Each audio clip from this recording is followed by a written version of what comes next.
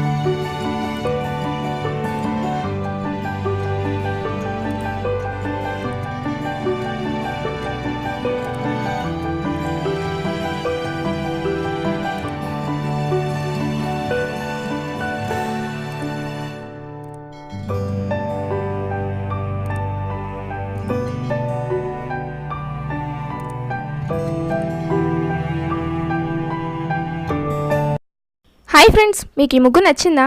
అయితే వెంటనే లైక్ చేసి కింద కమెంట్లో ఎస్ అని టైప్ చేయండి. నచ్చలేదా?